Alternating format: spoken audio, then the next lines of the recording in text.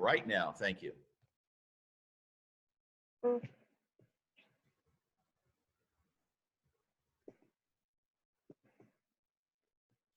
Excellent. Okay, poems by me. Number 1, The Dino's Dance. Did you hear? Oh, did you hear? Today is the dinosaur dance. Albertosaurus got all those shiny things, medals and a ring, while Triceratops sings a song. There are raptors over there and birds everywhere, for today is a dinosaur dance. Okay, let's all click our fingers. That's what in poetry. Very cool, Mila, very cool. The second one is pretty funny.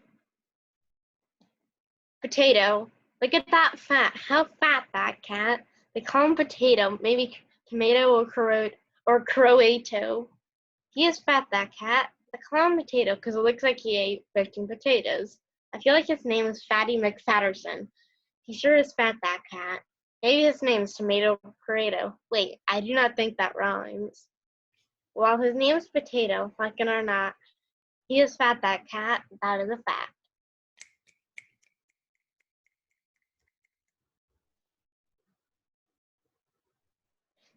Mountains. You will see our peaks up high, in the high altitude sky. People climb us every day, rather than just sailing away. Our peaks are high up in the sky. You will never see us cry.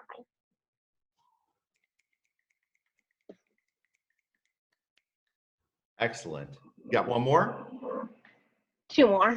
Okay. COVID-19. There's something going on. It is called COVID-19. But maybe it was meant to be. It is a virus, a sickness, I must say. Most people wish this thing would go away. It brings glee, well, actually does not. But this is COVID-19. I thought it would be funny to kind of do like, it brings glee. Actually, it doesn't. All right, one more. This is a haiku. Free. There is a young horse. He is a young, happy soul. He is running free.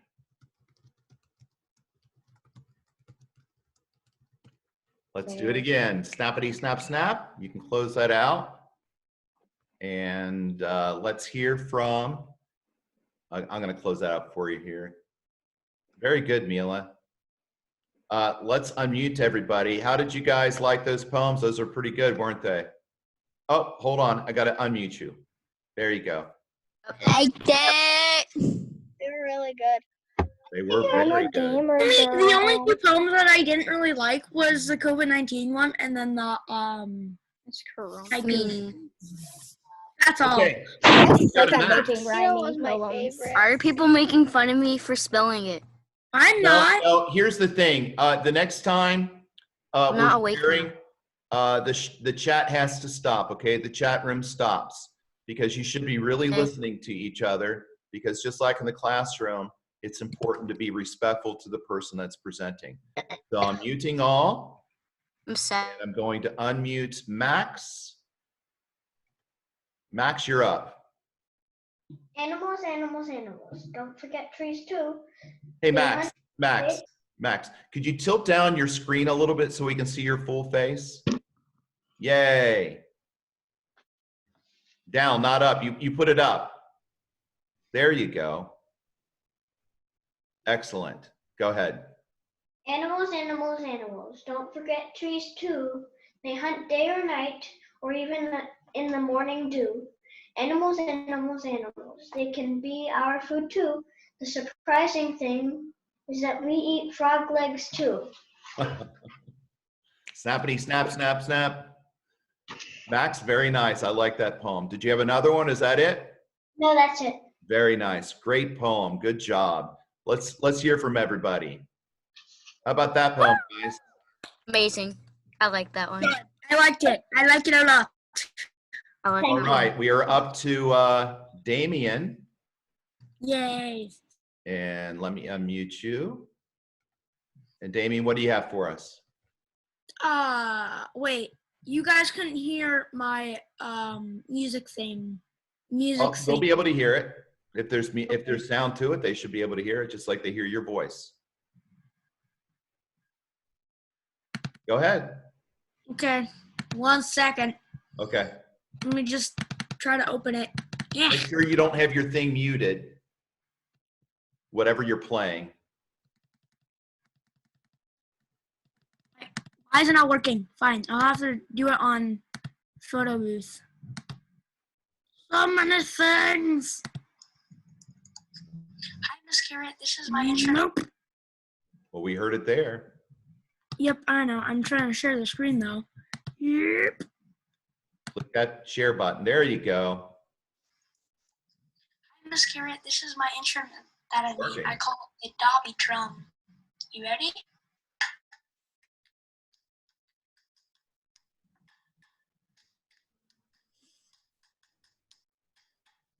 Well, we started off with sound and the sound went away. That's weird. I may just. Wait, does this help? Hi, Miss Garrett. This is my instrument that I made. I call it the Dobby drum. You ready?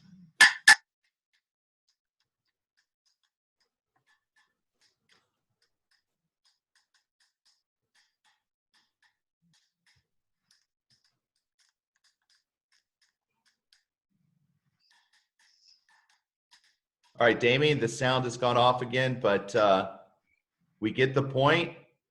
And what did your music teacher say about that? I haven't got anything from her yet. Oh, by the way, who is Choo Choo?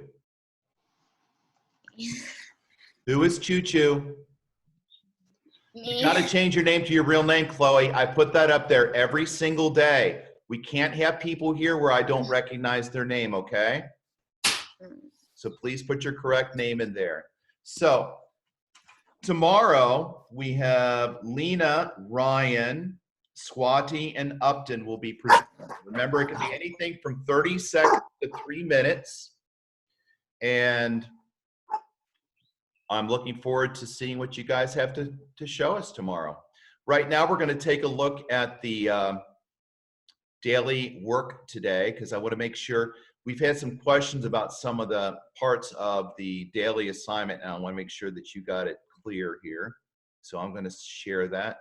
Let me pull that up. There it is.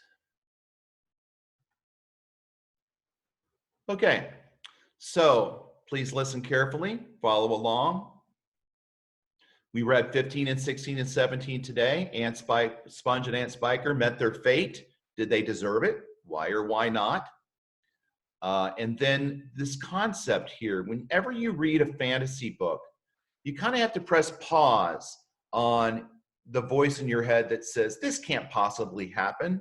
I don't care if it's space fantasy or ghost or invisible creatures, it doesn't matter. You have to press that button. So what do you think that means? To just suspend your disbelief so that you can enjoy the story. Today we're going to focus on 3 poetry words: couplet, personification, and rhyme. And we'll get to that in just a minute. You've got another editing for John Harrington, the first Native American in space for NASA. I added the really cool compound complex sentence, a new slideshow for you to review. And you can never review this stuff enough, believe me. You'll be reviewing it next year and the year after that and the year after that until you're writing, and writing gets better and better. And you have a quiz of 15 questions. Let me know how you did on that. Now, who has been able to pull up the book Long Ago and Far Away in Ancient Rome? Raise your hand and I can see you. If you can't find that, I assure you that if you enter this into the search box of Mackin VIA, that book will come up and you will be able to check it out. It's a really good book. It makes you feel like you're right there in ancient Rome. It's very well written and illustrated. The independent reading question for today, though, is change the personality traits of your main character. For example, if Edward Tulane had started off being a sweet, loving, and kind China rabbit, how would that affect the story?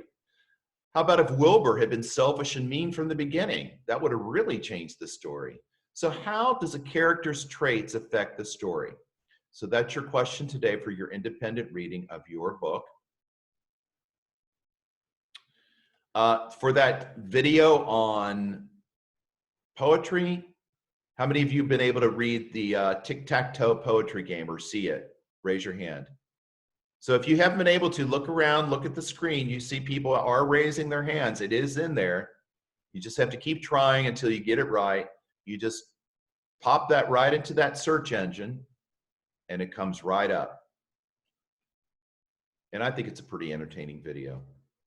So watch that today. It goes into all the different parts of poetry, and I think it's a very effective video, and it's in a game show format, so it's kind of fun to watch. You don't have to watch all 42 minutes at once. So today for writing, you have 3 different ideas here: the couplet, personification, and rhyme.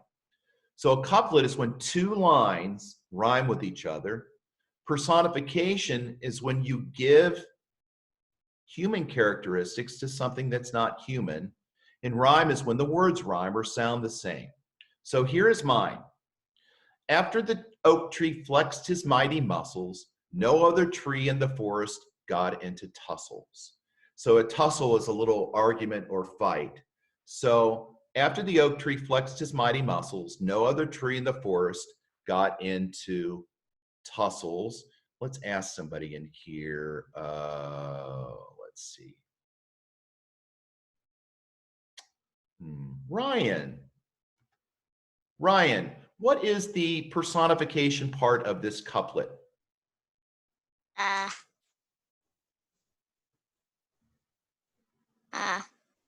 Tussles and muscles. Muscles. That's the rhyming part. What part shows I added human characteristics to something that wasn't human? Oh, the oak tree flexed. Flex is what? Muscles. Muscles, not muscles, muscles. He flexed his muscles. And yeah, that's the personification part, because oak trees don't really have muscles, but when you write poetry, you can personify things to make them have human characteristics. And the That's my tree, English, though. it's like I picture the forest being all upset about something, and the mighty oak rose up and said, "No, stop fighting." And he flexed his mighty muscles, and all the other trees calmed down. So that's the couplet, 2 lines in a row that rhyme with personification. And there you go. Okay, how many of you got these right yesterday, Thursday? Raise your hand if you got Thursday right in gifted thinking skills. Who got 40 cents? That was hard because you had to figure out that the money here is based upon the vowels in the word. So according to this, every vowel is worth 20 cents. So 40 cents would be the price of the pair. And how many of you got this one right? CYGTNLIT. Do you see it there? Can you guess the next letter in the series? It's the first letter of all of those words. The series will be the next word. And today, these are hard. The third one's not all that hard, but it's hard if you can't figure it out. Because if thinking skill things were easy, they wouldn't be any fun. I mean, you could keep adding 2 + 2 for the next 10 years and say, look, I got it right again. 2 + 2 = 4. Well, it doesn't do anything for you and your growth. So thinking skill problems push your brain to think a little deeper. That's why I choose ones that aren't so easy. Like I said, this book here, Long Ago and Far Away in Ancient Rome, is a really great picture book. It's not that long. You'll read part 3 today. I also have a cool little video on Safe YouTube that shows ancient Rome buildings the way they look now and the way they looked back then. Now, they're not real photographs back then, but they are illustrations of how the buildings looked based upon historical records and descriptions. So that's really cool. Ancient Rome is one of those cities in the world that takes great pride in their ancient structures, and they carefully take care of them. so that they can last for another 2,000 years. And here's a dude. He goes around the world with a big selfie stick and does a big 360. That's really cool too. And just like you did the clothes, where you do the label thing, your food has label too. Have you ever noticed that all your fruits have a little label on them? And they usually tell you what country they're from? That's what I'm talking about here. It's looking at your world around you inside of your house and realizing that the world is inside of your house. From all over the world, clothing and products and foods come from all over the planet. And this was something I found very, very fascinating. I thought for sure that Central America led the way in producing bananas, like Costa Rica, Panama, those countries. No, not even close. India is by far the largest producer of bananas in the world. 27.5 million tons. That's 27.5 million times 2,000 tons of bananas every year. And when we go to the grocery store, this is how many varieties we get of bananas. 1. In India, they have 20 different varieties. And if you've been to India, maybe you could tell us about that. So I'm going to stop share right now and stop recording.